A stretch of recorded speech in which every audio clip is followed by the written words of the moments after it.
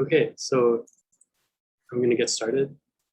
Welcome everyone to our session of NCNGT 2021, Foliations, Flows, and Dynamics on 3 manifolds. So I'd like to start by thanking the organizers of this conference for putting it all together. It seems like it's going to be a really great conference. I'm excited for it. And today we're really thrilled to have Danny Calegari here to talk to us. And his talk will be 50 minutes long with some time for questions at the end, but he says that he's happy if you want to ask questions during his talk. So Danny, I'll let you start. Thanks very much, Michael. And thanks, Ying and Michael, both for inviting me and letting me sort of be part of this. So, you know, when I was a grad student a very long time ago, it was sort of a period of time when I felt that every sort of talk that I ever went to, the first half of the talk, people would talk about the definition of a surface bundle fibering, a 3-manifold fibering over the circle. And I just got so annoyed with this fact that every single bloody talk would start exactly the same way, talking about surface bundles over the circle. So now it's your turn. So now I'm going to start talking about surface bundles over the circle. All right. So it's a basic example, which maybe every single person here is extremely painfully familiar with, but that's okay. So we're going to have a 3-manifold, and basically I should say M3 is always going to be a closed hyperbolic 3-manifold. Everything's going to be orientable, co-orientable, and so on and so forth. So for me, all 3 manifolds are hyperbolic, all manifolds are orientable, and so on. And so a basic example is that M3 fibers over the circle. So there's a sort of a structure like this, and has the structure of a surface bundle where, so sigma here is going to be some closed oriented surface of genus at least 2. So here's a little picture of sigma, and we have some monodromy phi. So this is a mapping class, a self-isotopic class of orientation preserving self-homeomorphism of sigma. And in order for M to be hyperbolic, phi should sort of be satisfy a couple of basic conditions. It should not be finite order. It should not be sort of reducible. But let's just say phi sort of suitable. I'll just say not finite order or reducible. And you can sort of form the mapping torus. So M is going to be obtained from sigma times an interval where we glue p, comma 0 to phi of p, comma 1. So you have these surfaces, and you sort of stack them up into kind of a product. And here's our sigma times interval. And you glue top to the bottom by phi, and you get a closed 3-manifold. And as I sort of said, under quite sort of general hypotheses, providing phi is not finite order or reducible, Thurston famously showed that the mapping torus M has a hyperbolic structure. But I'm going to sort of assume that we start with a hyperbolic structure anyway. I'm not so interested in finding the hyperbolic structure. We sort of starting with it, and which the mystery then actually is the way in which we have 2 different ways of thinking of our 3-manifold. One as sort of a geometric object, a hyperbolic manifold. So the universal cover is a 3-dimensional hyperbolic space, and the fundamental group acts on that in a kind of nice geometric way. On the other hand, we have this sort of topological picture of this manifold as being obtained from a stack of surfaces by gluing the top to the bottom by some map, and the universal cover gives a different way of looking at the universal cover. And these sort of 2 different points of view are a little bit in tension, and sort of reconciling them is quite a sort of subtle and interesting thing. So So we could sort of say, this is sort of the picture of M. So we can kind of look at, there's the universal cover. If I put a little twiddle over something, that means the universal cover. So this means the universal cover of M. So it sort of has two sort of separate identities. So one, if we're sort of thinking of M as a sort of a hyperbolic manifold, then the universal cover, that was a very uninformative picture. We could think of the universal cover, this is almost as uninformative. We could think of the universal cover sort of H3, sort of metrically identified with M twiddle, and the fundamental group of M acts on that by isometries. And H3 we can think of as the interior of the closed unit disk in I guess R3 or something. So H3 sort of includes into D3. And so this action of the fundamental group on the universal cover extends continuously to an action by homeomorphisms on the closed unit disk, or maybe I should call it ball, 3-ball. And so in particular, we get an action of Pi1M acts on sort of S2 infinity, the sphere at infinity of hyperbolic 3 space. And there are different ways to think of this sphere at infinity. You could think of it as a Riemann surface. It's a CP1 in a very natural way. The action of this group, Pi1 on the boundary, acts in a way which preserves or respects the complex analytic structure, the Riemann surface structure on the boundary. But in any case, just as sort of a topological thing, we have this action of Pi1 of M on the boundary, which sort of comes from its sort of geometric life as a hyperbolic 3 manifold. But then we also have, so here's maybe 1 for one of the two identities. 2, we can sort of think of maybe, so the idea here is we can think of M twiddle is so M is a sigma bundle over a circle, and if we sort of pass two universal covers, then M twiddle we could think of as a sigma twiddle bundle over, well, S1 twiddle, and S1 twiddle is very silly notation for R. So, and sigma twiddle, so this is the universal cover of the fiber, the surface sigma. So this is topologically just sort of R2, just topologically a plane. So M twiddle is a plane bundle over the real line. Another way of saying that is that it's just a product. It's a plane. So i.e. topologically, it's R2 times R. And the action of Pi1 preserves, so the universal cover is R3. Well, we already knew it was R3, but here it's R3 with an extra sort of structure. It's R3 decomposed into these planes. So these sort of decomposed into these planes, R2 times point, right? So the 3 manifold downstairs was sort of filled up with these surfaces, the fibers of this fibration. Maybe I should have emphasized that this is, we have, stack of these things, that they're kind of have this nice little product structure. The 3 manifold, the closed 3 manifold is filled up with these surfaces, the fibers of the fibration, and we lift to the universal cover, we get a foliation of the universal cover by 2-dimensional planes. And so this structure is preserved by the action of the group. So Pi1 acts on this R3, preserving this foliation by planes. And so if you like, we can have a projection here. We can take the leaf space. So this is just the topological space, is just a quotient of the universal cover, where each of these 2-dimensional planes is just sort of quotiented out to a point. And topologically, that's just R. So leaf space L here is just R. And so we get an action of Pi1 of M on R. Okay, well, so that's sort of, this action on R is not an extremely interesting action.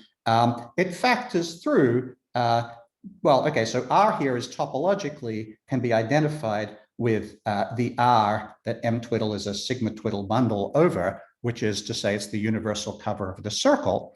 And of course, the det group of the circle, pi1 of the circle, sorry, det group of the covering, pi1 of the circle, which is to say just the integer z, acts on R by translation, and the action of pi1 of M on this line just factors through that z. So this just sort of factors through the z, which is identified with pi1 of S1, action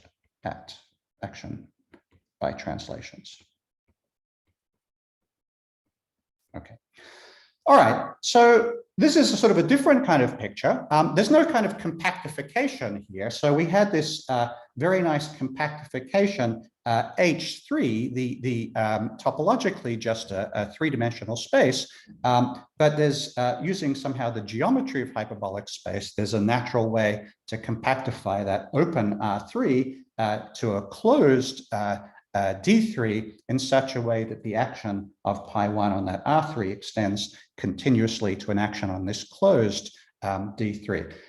Is there any kind of compactification, analogous compactification here? Well, in the R direction, there is, but it's not very interesting. So when you have a group that acts on the real line by homeomorphisms, and maybe it preserves orientation or maybe not, well, the real line can be compactified in a kind of canonical way.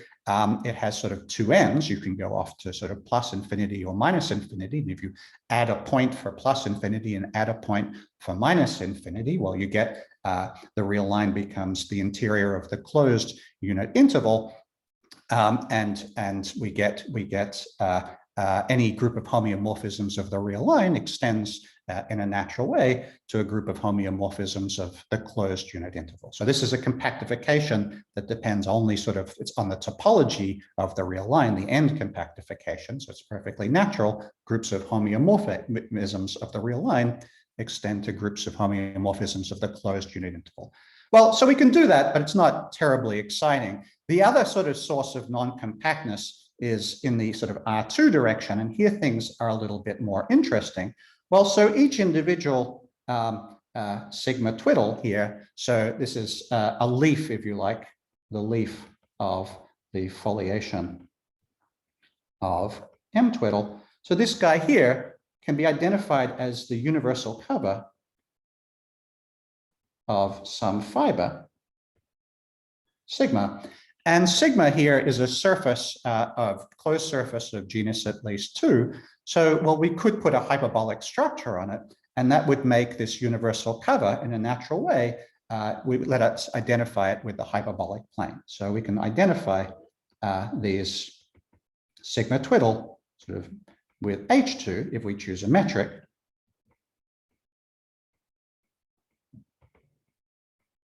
On sigma.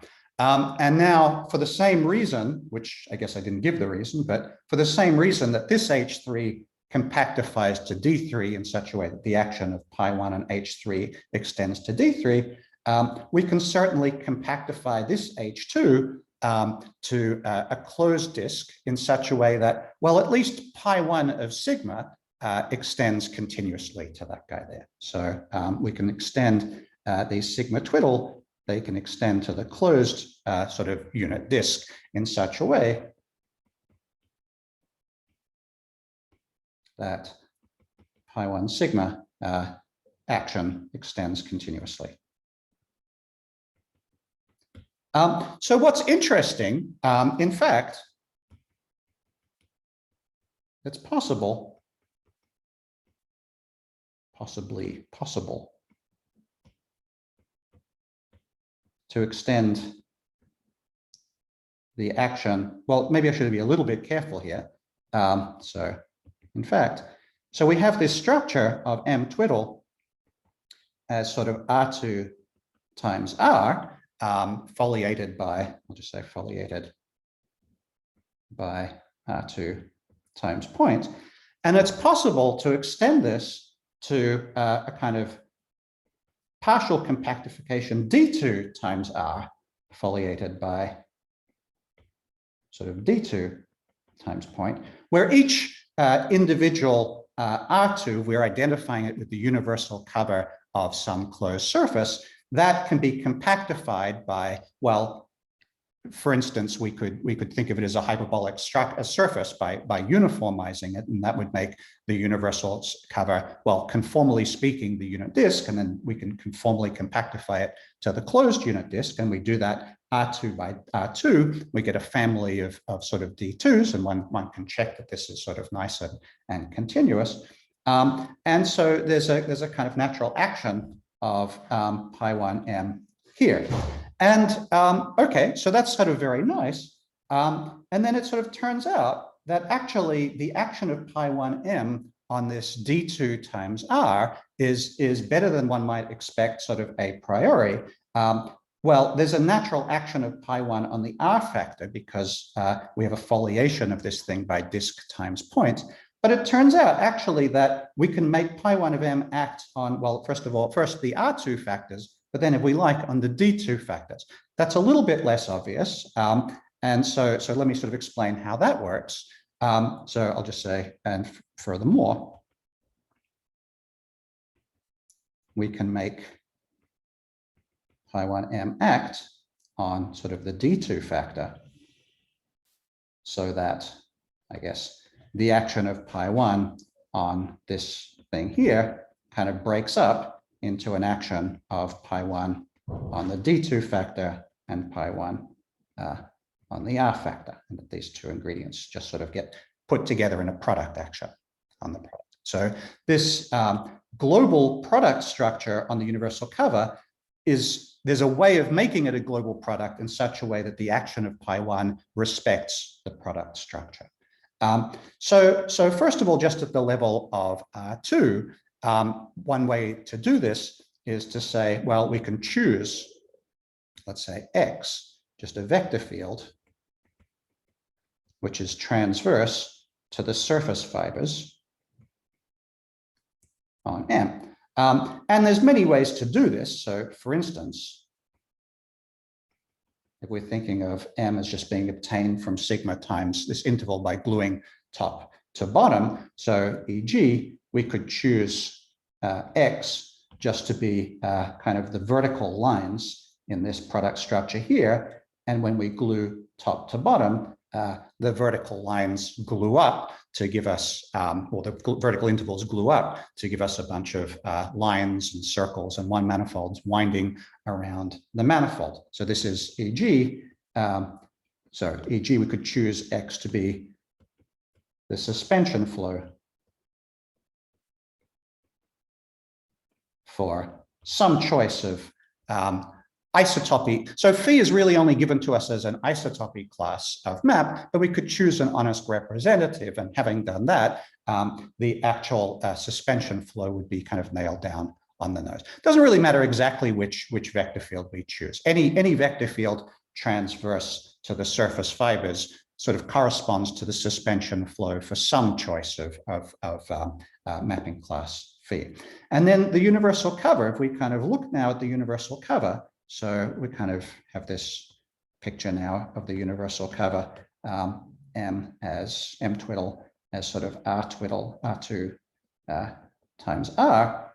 And so we have these sort of foliations. We have this two-dimensional foliation by the two-dimensional leaves, the lifts of the fiber, but we also get this one-dimensional foliation. So X twiddle is one-dimensional foliation.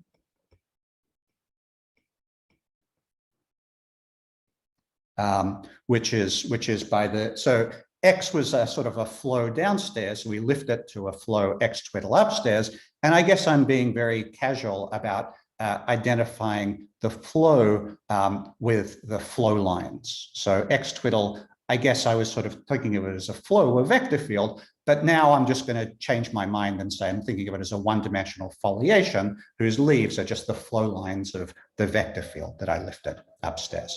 Okay, so this is a one-dimensional foliation, and it turns out it gives M twiddle the structure of a global product. So it might have been, but it's not the case, that the leaf space of this one-dimensional foliation upstairs could have been very complicated. But it turns out that, in fact, the leaf space of this foliation, well, it's very nice. It just sort of intersects each one of these two-dimensional planes in exactly one point. And if you flow it up for a while, it just gives you a kind of a homeomorphism, canonical homeomorphism from one of these two-dimensional planes to the next one, and you kind of stack these things all up, gives the universal cover this global product structure. So therefore, the action of pi1 of m on this R2 times R sort of factors into actions on sort of the R2, which is now identified with the leaf space of X twiddle, and R, which is identified with the leaf space of, well, I didn't give it a name. I'm going to call F twiddle the foliation of the universal cover by these two-dimensional planes. And I guess I could say that F, well, I didn't really have a need for it before, was the foliation of the three manifold by the surfaces of the surface vibration. And you can check, so what we've done by choosing this X is to give an action of pi1 of m on R2, and you can check that this action can be compactified to give you an action on a closed disk in a way which respects the compactification of each individual leaf R2 into a closed disk D2. So we get an action of pi1 of m on, in fact, the closed disk D2, and by restriction, we get an action of pi1 of m on a circle. I'm going to put S1 sub infinity to indicate that these circles should be thought of as the circle at infinity of these two-dimensional surfaces, which are the universal covers of the fibers of the fibration downstairs. Okay, all right. Oof. So we have sort of two different kinds of boundary actions here. Let's go all the way back up here. We have two different boundary actions coming from these two different lives of M, one thinking of it as a closed hyperbolic 3 manifold, and which is sort of a geometric object, and one thinking of it as a surface bundle over a circle, a more kind of dynamic kind of object. Associated to the hyperbolic structure, we get an action of pi1 of m on the sphere at infinity of hyperbolic 3 space, and associated to the dynamical picture, we get an action of pi1 of m on a circle, which can be thought of as the circle at infinity of, well, any one of the leaves upstairs, any one of the universal covers of the fibers upstairs. Any one of them is sort of canonically identified with any other one of them by using this transverse flow X twiddle. Well, canonically given the choice of the flow, so I guess maybe it's not canonical, but at least it's pi1 equivariant. X was pulled back, X twiddle is pulled back from X on M, so it's a canonical once we've chosen X, and we get an action of pi1 of m on this circle.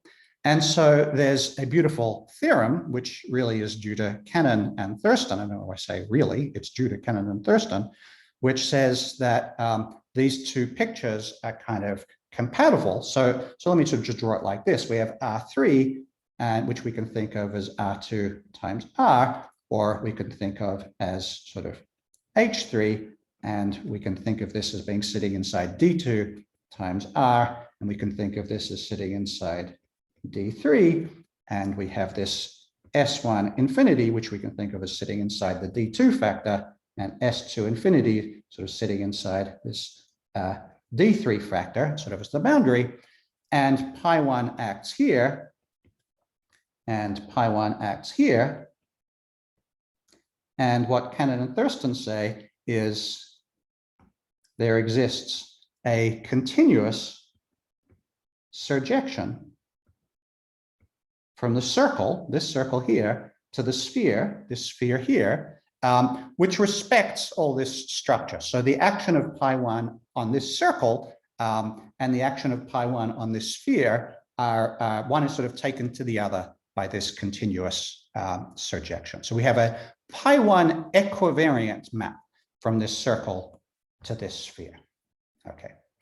The geometry of this is quite bizarre if you've never thought about it before, but I imagine many people have sort of thought about it before.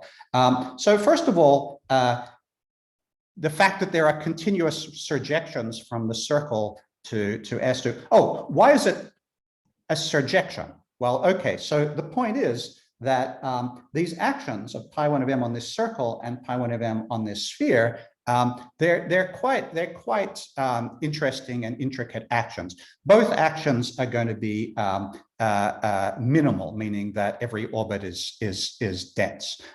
So whatever the image is of this guy S1 here over in the S2 side, since the action of this pi1 here is minimal, every orbit is dense, well, the image has to be dense. And since it's the continuous image of a compact set, it's going to be compact, and so it's going to be the entire sphere at infinity.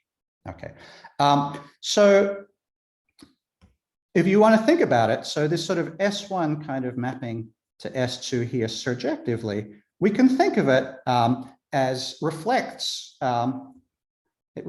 the strange geometry, strange distorted way.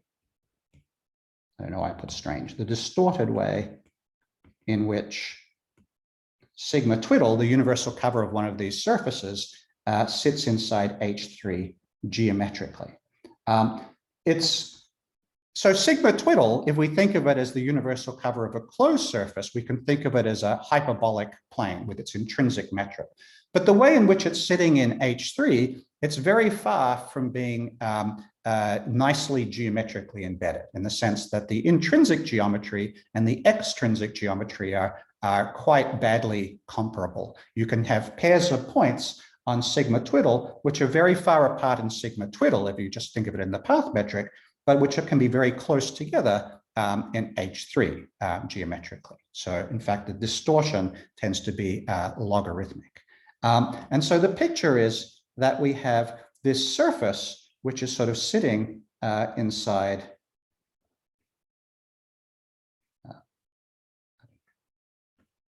so this is supposed to be this is the boundary of this sigma twiddle sort of sitting inside H3, and it's very, very badly distorted. Instead of being nice and flat and kind of limiting to a round circle, it's sort of an extremely crinkled surface that is sort of bent and kind of both in the positive and the negative direction in kind of two very complicated ways. And this sort of circle, if we kind of took bigger and bigger sort of chunks of it, it's limiting to sort of a sphere filling curve in the limit. So in order to sort of measure in a way the difference between the geometry of the circle intrinsically and the geometry of the way in which it's embedded in H3, there's a kind of a little trick, which is we can kind of look at pairs of points in the circle which are far apart in the circle, but which map pretty close together in S2. So here I'm just joining pairs of points, and the circle of course has sort of two sides. So I'm going to use a different color for the two sides here, and I'm probably, who knows whether I'm going to get this kind of right consistently or not. But so what I'm doing here is these red, green arcs are pairs of points in S1 which are far away in S1, but close together in S2. And red-green distinction is whether they're close together on the positive or the negative side. And then what you can do is you can take the circle and sort of straighten it out, and then just record these green and red pairs of points. And so for each pair of points in the circle that were joined by a little green arc here, well, when I straighten them out, these 2 points on the circle become like whatever they became, and we just sort of join them by a little arc to kind of record exactly that they were kind of close together. And you get this sort of picture, which is kind of a collection of chords in the circle.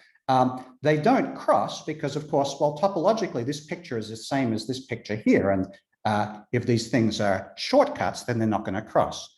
Marissa Loving says, check out Saul Schleimer's postcard of the Cannon-Thurston map. Yes, that sounds like a good idea. All right, so the green curves don't cross here because if they did, they really wouldn't be shortcuts. If you kind of, two shortcuts don't cross each other, or you just kind of like, cut along the one that's sort of closer. And so you get this collection of embedded kind of chords in this picture here. And then you kind of get one on the outside, which really I should be thinking of this as living on S2, but I'm kind of drawing it flat on the plane just to draw it. And you kind of get this sort of pair of gadgets here. And this whole picture just is kind of, again, pi1 acts on this entire picture. So this collection of red curves and this collection of green curves give you some extra sort of structure associated to this circle. So these are what becomes known as a pair of laminations. So lambda plus or minus. So these are laminations that live on the circle, on this sort of universal circle here, invariant under pi1 of m, which sort of measure the geometric tension between these two different views of m twiddle. All right, so that was part one, and let me, part one, basic example. And I realize that maybe all of this is very familiar to all or many or most of you, but what I wanted to bring out here is the way in which we have three key players. So let me say what the key players are. So the key players, we have a foliation, call it F of M. So this is a foliation here. This is by the surfaces of the surface vibration. We had a transverse flow X. So transverse flow. And these had some nice properties. So in the universal cover, F twiddle was a nice foliation by planes. Each plane, maybe call it lambda, had a kind of circle at infinity, S1 infinity of lambda, and all circles could be kind of collated or compared with a single master circle. And then also in the universal cover, X twiddle, well, this was this foliation by lines, and it had the property that the leaf space was topologically R2, and this R2 could be sort of contained inside a D2 in such a way that the action of pi1 on R2 extended continuously to this D2. And we also had this pair of laminations, lambda plus or minus, these invariant laminations, pi1m invariant laminations of this circle. And I'm going to call this unit. So. No, I'm very sorry, Danny. I just got a bit behind. Note taking. Could you back up for a moment and show us what the key players are? So the key players are this foliation, a two-dimensional foliation of M. This is the one, it's foliated by this. These are just the surfaces of the surface vibration, two-dimensional leaves. And the important point was when we lifted to the universal cover, these leaves lifted to the universal cover to two-dimensional planes. And these two-dimensional planes each got their own circle at infinity. And I didn't say how, but it's sort of a fact that all these individual circles at infinity can somehow be canonically identified with a fixed universal circle, so that there was a way for pi1 of m to act not on a union of lots of circles, but a single circle upstairs. And the other key player was this X, this transverse flow to this foliation. And when we lifted that guy to the universal cover, the flow space, the leaf space of the flow, well, the individual leaves were just copies of R, but the space of leaves was a copy of R2. And this R2 could be compactified to this D2, and the boundary of that D2 was a circle, and that circle had a pair of kind of pi1 invariant structures, this lambda plus or minus. Okay. So a lot of stuff going on here, and probably too much, but anyway. Thank you very So, much. what's that? Thank you. Okay, so all I want to do now really, and almost really no proofs, but maybe I'd say a word or two about constructions, is just to explain that there are at least two natural contexts in which this picture can be generalized. One where we sort of focus on the foliation direction, and one on which we focus on the transverse flow direction. Okay, someone's having conversation in chat with Saul. I guess I don't need to pay attention to that. All right, so tort foliations. So what's a tort foliation? So F is a tort foliation. So a foliation, so this is a foliation by two-dimensional surfaces. So of a three-manifold M is tort if there exists a circle transverse to the foliation intersecting every leaf. This is a definition. There are a lot of other equivalent definitions. None of these definitions is on their own maybe terribly illuminating. All of them together turns out to be quite nice because there's lots of different properties that come automatically from tautness. But for us, so here M is going to be hyperbolic. So with the hypothesis that M is hyperbolic, tautness is going to imply the following, that the individual leaves are conformally hyperbolic.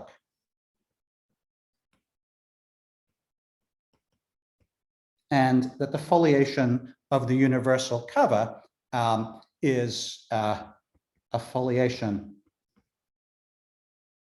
of R3 by R2s.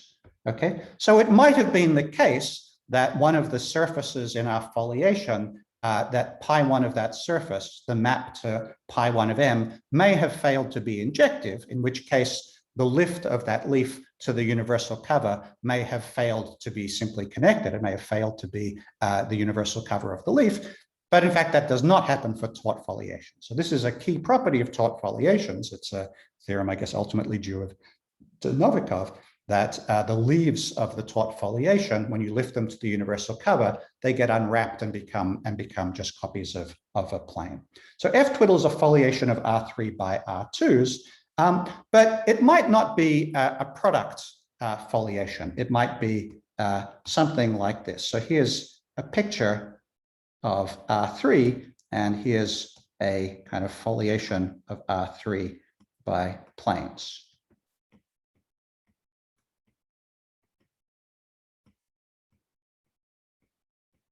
I don't know if anyone can sort of make any sense of this picture, but the idea is that, so we just have this blob here, this R3 is a blob, and I'm thinking of this R3 sitting inside a bigger R3 and intersecting it with horizontal two planes, and the intersections with the horizontal two planes all happen to be topologically R2s, and that's giving me a foliation of R3 by planes. So the leaf space, so take the space of leaves, so this is just where we crush each of these R2 planes to a point. It's going to be something a little bit complicated. I'm going to draw it in a slightly misleading way. I'm going to draw it as though it's kind of a little bit like a tree. This is not quite true. And the reason is that in a tree, there are some special points, namely the vertices. But in this foliation, those special points don't really kind of exist. Somehow, if we took a closed R3, then there'd be a special point, which is where, let's say, two of these R2s kind of bumped together at a single point. But because I'm looking at a foliation of an open R3 by open R2s, there is no sort of bad point in the R3s. And what we simply have is a kind of a collection of leaves here and a collection of leaves here, or maybe from below, a collection of leaves here, which sort of at the limit suddenly split it into two different leaves.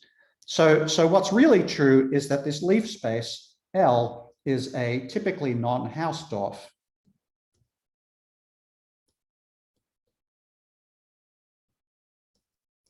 simply connected one manifold. But non-Hausdorff things are a little bit of a pain to deal with. So if I sort of say, well, if my space is non-Hausdorff, there are pairs of points that fail to be separated, I'm just going to identify the pairs of points that can't be separated. I'm going to take a maximal Hausdorff quotient. Well, then that maximal Hausdorff quotient looks something like a tree, and I'm going to draw the tree. But just remember that the points in this tree don't really correspond to the leaves. A vertex here might correspond, for instance, to 2 leaves or to 7 or infinitely many. Okay, but the key point here is the branching, the fact that the leaf space can branch. And the way I've drawn it here, it's only branching in one direction. Could be much more complicated. Could be sort of branching in sort of many directions like this, and etc. This is a picture. Okay, so this is what the leaf space looks like. Because each leaf is conformally hyperbolic, so each leaf lambda of the foliation upstairs is conformally isomorphic just to H2. And there's a beautiful theorem due to Candel, which says that leafwise uniformization is continuous. Okay, so each leaf individually is conformally isomorphic to the unit disk, or if you like, it's conformally isometric to the hyperbolic plane. And so I can uniformize it, and that's sort of just multiply the metric by a leafwise continuously varying function, such that it sort of scales it to have constant curvature -1. A priori, you might imagine that this uniformization varies in a sort of extremely complicated way from leaf to leaf, and maybe it does, but at least it varies continuously. Sorry, yeah? Could I ask a stupid question? Please. Or maybe not so stupid. So the branching, you say, oh, it's sort of everywhere, but is it a countable collection of points, an uncountable collection of points? Is it dense?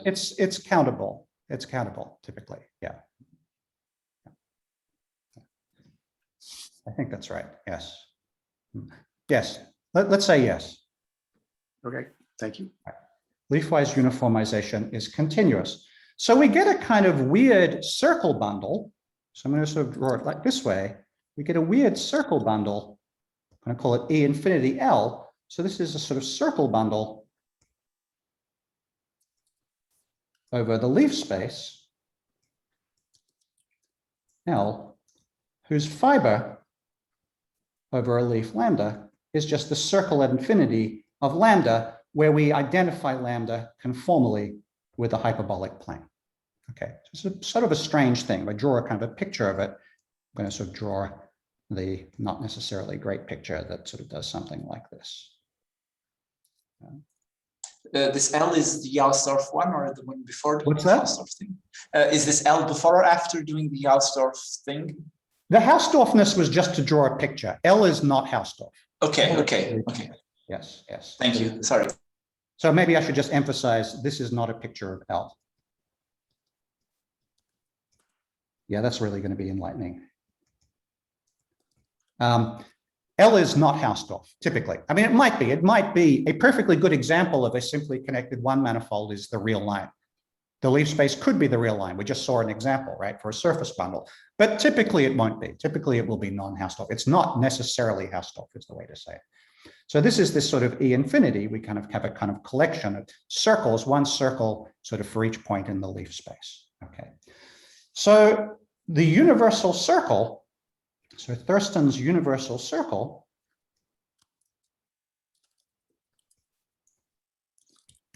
S1U, this is a circle which relates in a meaningful and useful way to each of the individual circles at infinity of all these leaves. And so it's a little bit like this thing that I didn't explain, which was when we had a surface bundle over a circle, all the separate circles at infinity of the universal covers of the fiber could somehow be magically identified with a single circle. So there's a kind of substitute for that that works for an arbitrary Tort foliation. This is the universal circle. So it has some properties. It comes with a natural action of pi1 of m on it. It also comes with monotone maps, called phi sub lambda, from S1U to the circle at infinity of each leaf lambda. So for all leaves, lambda of the leaf space, so this is in the universal cover, each leaf lambda of the foliation in the universal cover, it's conformally H2, it gets a circle at infinity, and there's a kind of a canonical map, it's a continuous map, degree 1 map, it's monotone, which means that the point pre-images are all connected. In fact, the point pre-images are all contractible, and it sort of possibly quotients out some intervals to points, but otherwise it's sort of homotopically speaking, a perfectly good parametrization of these circles. And well, it satisfies the obvious naturality property, which is if I have an element of the fundamental group, and I have a leaf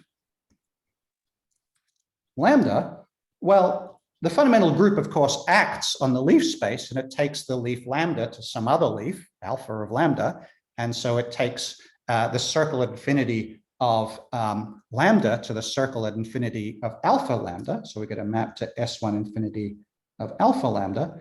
And so phi alpha lambda, this diagram should commute. So it commutes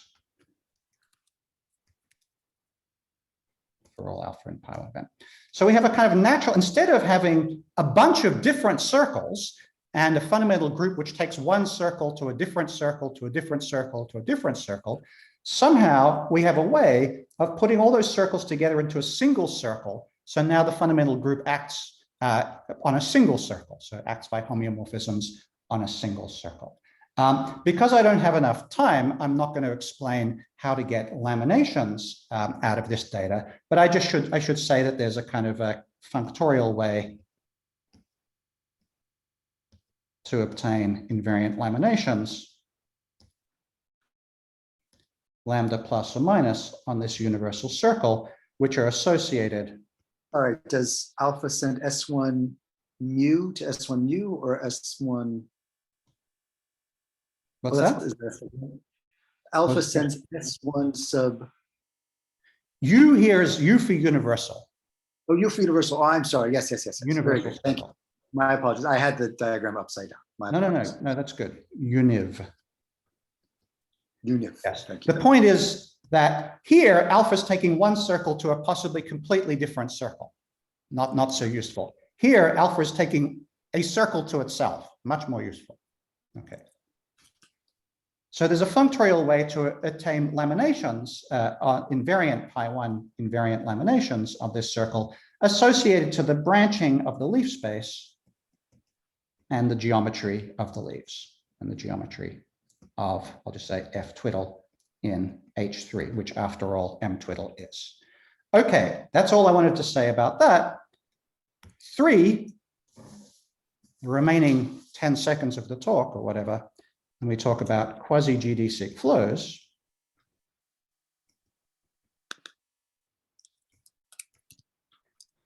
So we have a flow X, just a flow on a hyperbolic 3 manifold, and then we say is Quasi Gd6 if the flow lines on the universal cover, and here, of course, M is hyperbolic because it always is, if the flow lines in the universal cover are Quasi Gd6. So here you have a flow line, a Quasi Gd6 in H3, then it limits to a definite point in positive time in the sphere at infinity and a definite point in negative time in the sphere at infinity, and those 2 points are different points. Okay, so it turns out that if X is Quasi Gd6, the leaf space of X twiddle is always homeomorphic to a plane. Okay, and so, well, we're going to get an action of pi 1 of m on this plane, right? Because pi 1 acts on the universal cover and it permutes the leaves of this foliation, so it acts on the leaf space. So we get an action of pi 1 on a plane associated to this. So there are 2 maps from R2, this plane, this leaf space. Maybe I should call the leaf space, give it a name P. Leaf space P.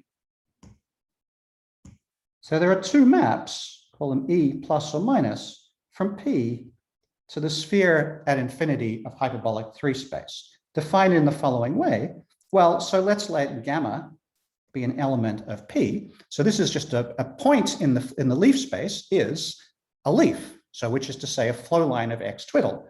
And we have a flow line of X twiddle, then, well, it was oriented, everything was oriented, then we can flow. So here's gamma, our flow line of X twiddle. And we can flow it in positive time till it hits a definite point off at infinity. We call that E plus of gamma. Or we could flow it in negative time and it flows off to another point in S infinity. We call that E minus of gamma. So these are just the end points at infinity of the flow line gamma. So we get two separate maps, E plus and E minus to S2 infinity. So these have some interesting properties. It turns out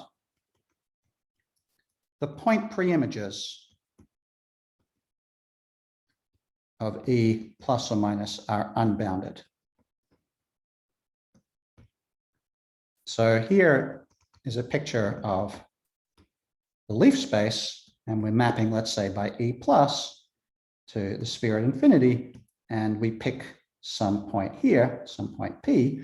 The preimage of P is going to be some complicated but unbounded set.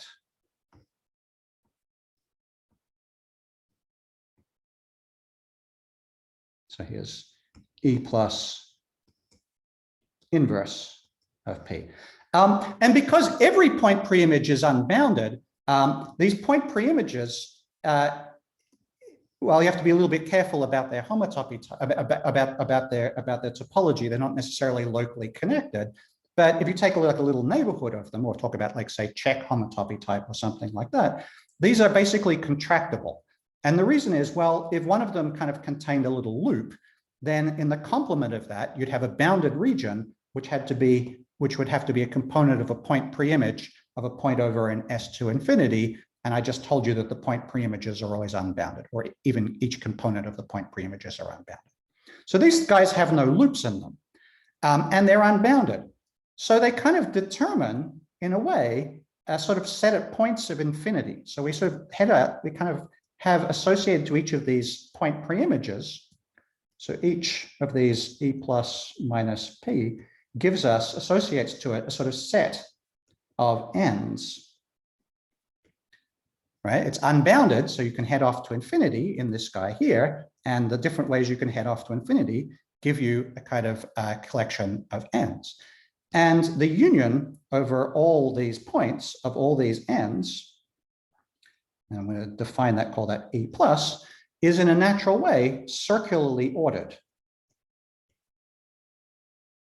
Sort of ordered by the fact that these point preimages are just these disjoint kind of tree-like structures sitting in the plane. If I have this one here, if I have another one, say, over here, here's another point Q, the point preimage of Q does sort of something like that, then, you know, Q has got its sort of points at infinity. And, well, you know, just things come in a circular order, right? Because here's R, and here's a point preimage of R sort of sitting over here. And, you know, because, well, look, here's this guy, and this guy. They're in a circular order, right? There's this one followed by this one, followed by that one is in positive order, anti-clockwise order. And just the separation properties of these point preimages in the plane puts a natural circular order on the set of ends of this collection of points. And we also get sort of E minus associated to the ends. These are the point preimages of the E plus. These are both circularly ordered, and you can put these together into a single sort of naturally circularly ordered set, which comes with an action of pi1 on it. And then there's some topology, by which I mean point set topology, that says that E can kind of be compactified into a circle in a natural way that pi1 acts on that circle. And then there's sort of various sort of facts, some of them due to Stephen Frankel, that say things like the P union S1U, it can be naturally given topology of a closed disk in such a way that pi1m acts continuously. And this collection of n's, e plus or minus, give rise to laminations, lambda plus or minus on this universal circle that are also invariant under the action of m. I've gone over, and I'm sorry about that, and I barely stated a couple of things that I wanted to say, but hopefully you got something out of that. So let me sort of stop at that point. Great. Let's thank Danny for his talk.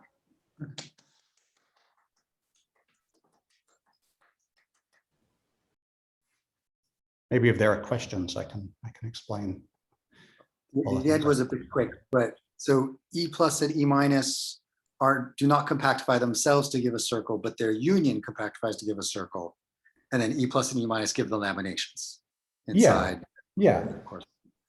Right. You could sort of say, for instance, each one of these point preimages gives you a set of point preimages, these yellow guys here. And I can think of those as the endpoints of, like, say, an ideal polygon. If I have 5 of them, I get like an ideal 5-gon. This guy here is going to give me a single leaf. This guy's going to give me a single leaf. Yeah. But you crucially prove that the point preimages have finitely many ends? No, they could have infinitely many, as far as I know. Okay. Yeah. Thank you. Some of them have to have at least 2. That's important.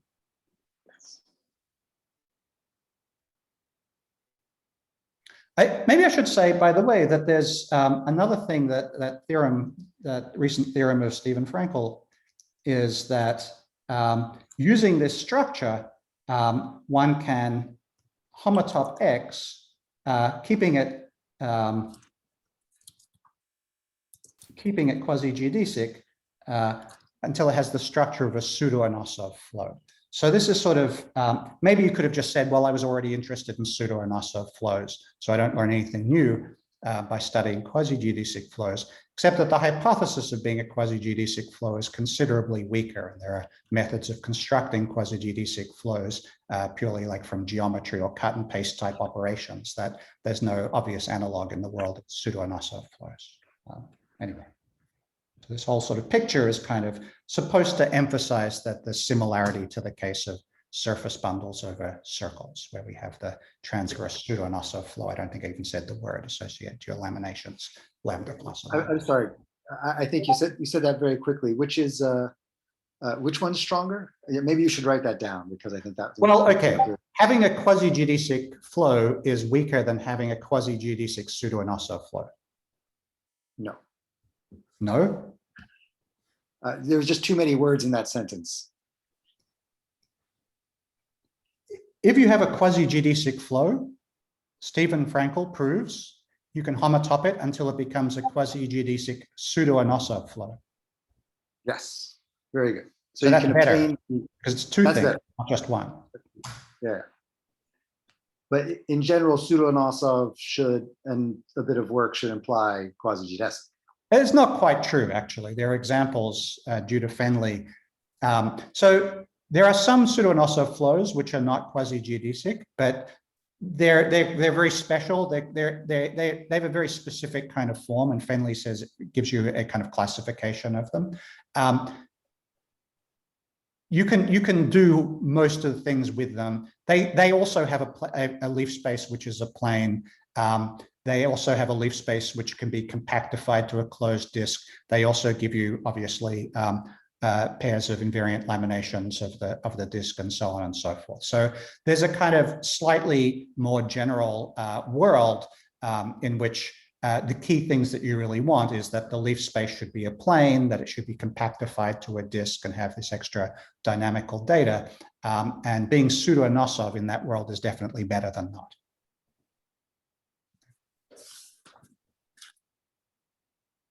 Are there other questions for Danny? So, John has a question in the chat. Oh, yeah. No, that was just a private comment. Oh, okay, sorry. I have a question. So if I have a Tort Foliation and a pseudo-Anosov flow or geodesic flow transfers to that Tort Foliation, so you just described 2 constructions of circle actions. Yeah. Are they more or less the same?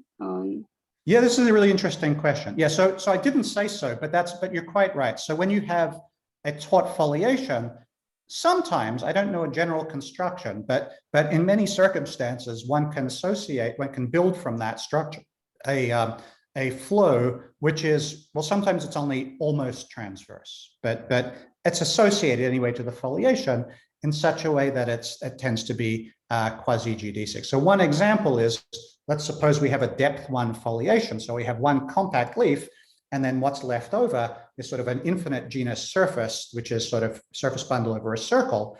And so there's a bit in the middle, which is sort of doing something interesting, and the ends are kind of just periodic. Well, you can have a flow which is sort of transverse to this sort of genus, to this tort foliation, and most of the flow lines just kind of wander, go through and hit the compact surface infinitely often. So those are going to be Quasi Gd6 because they're making kind of definite progress. They're sort of hitting this compact surface, which are like these discrete markers on a regular basis. But some of them are going to kind of get hung up in the middle and sort of spiral around and around, where you have some interesting topology in the monodromy of the infinite genus surface, the depth 1 leaf. And those are going to spiral around the fixed points, because it's really only the fixed points. That's the only way to get hung up, is the fixed points of these automorphisms. And they kind of suspend to give you closed circles. And so every leaf in this flow, either it's Quasi Gd6 because it's hitting this compact surface on a regular basis. Point, you are talking about when you say fixed point, you are talking about the fiber. The monodromy for the genus 1. Group, is that right? So you have a compact leaf, and then you have a surface bundle over a circle where the surface is infinite type. Yeah. Okay. And the monodromy has some fixed points, a finite collection of them sort of in the middle where the interesting topology is. And so these transverse flows, either they're Quasi Gd6 because they're hitting the compact surface every so often, or they're sort of spiraling around the suspensions of the fixed points of this monodromy. And they're Quasi Gd6 because they're spiraling around Gd6 or non-trivial homotopy classes of loops. And so everything by one reason or another is Quasi Gd6. So this is a construction of Moshe. When you have finite depth foliations, you get Quasi Gd6 flows. And I believe it's true that the universal circles that you get from the tort foliation and the sort of Quasi Gd6 flow, well, they should be related to each other. So it's not. There's sometimes some choice in the construction of these circles, and you have to decide whether things spiral to the left or the right or whatever. There should be some relation between them. They certainly have the same kind of discrete invariance, like they have the same Euler class, for example. But for example, just if you have a surface bundle over a circle, then the circle infinity of any one of these sort of fiber leaves is, of course, also the universal circle associated to the Quasi Gd6 flow, and any flow at all transverse to the surface gives you a Quasi Gd6 flow. So you get a circle from that. And actually, what's kind of nice is if the first Betti number of your 3 manifold is bigger than 1, then we know that the ways in which you fiber are sort of the rational points in a top dimensional face of the unit ball of the Thurston norm. So this fibration is not unique, as you vary your fibration in a face of the Thurston norm ball. Nevertheless, the circle stays fixed. So this is sort of one reason to study these sort of circles, is that they're kind of more rigid and kind of more of a kind of a discrete kind of invariant associated to what sometimes you have these dynamical, even surface foliations, even surface bundles can sometimes happen in parametered families, and tort foliations have all kinds of little ways in which you can modify them that you don't want to think of those as essential. So somehow these universal circles and these laminations are capturing a much more discrete combinatorial thing that sort of came from this dynamics. And I think that's one of the reasons to be interested in it. Yeah. Is there a bound on the depth of the foliation as you vary in a face?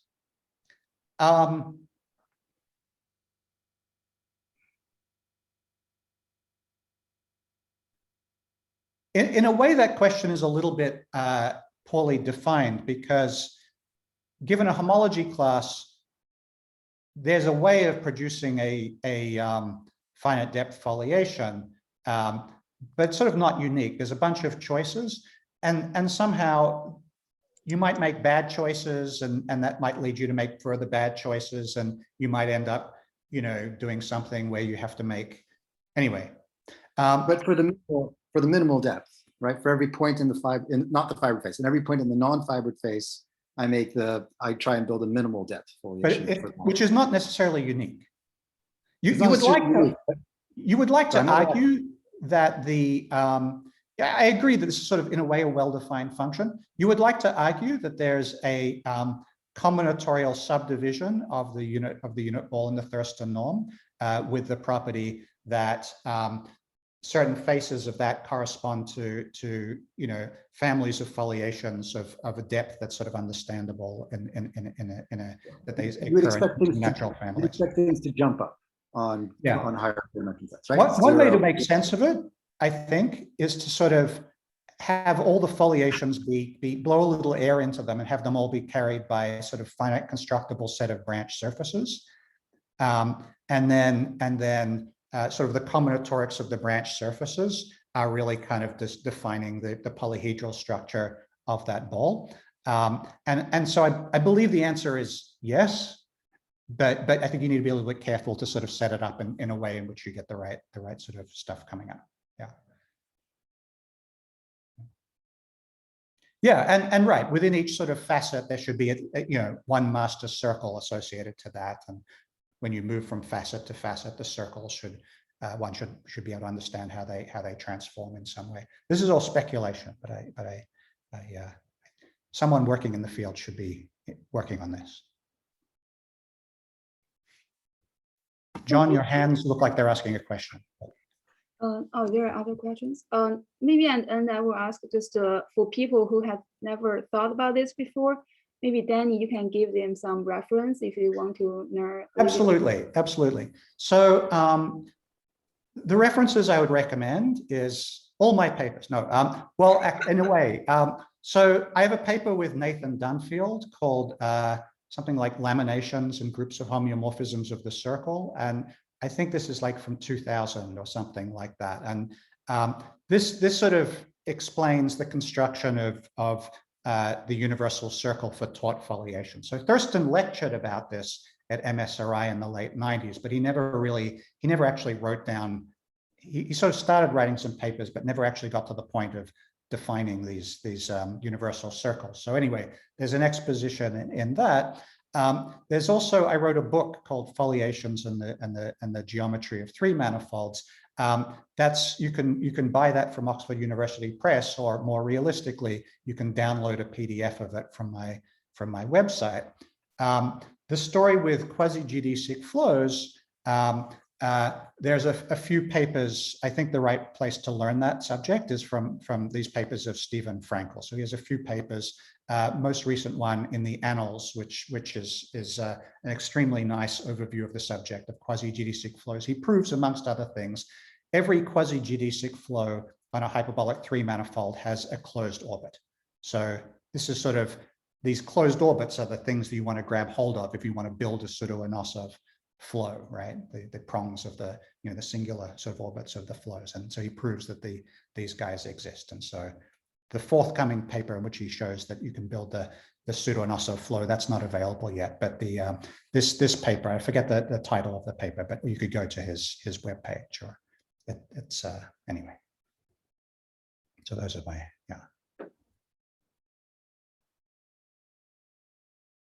I guess. Okay, well, thank you very much, Danny. Let's think of Danny again. All right.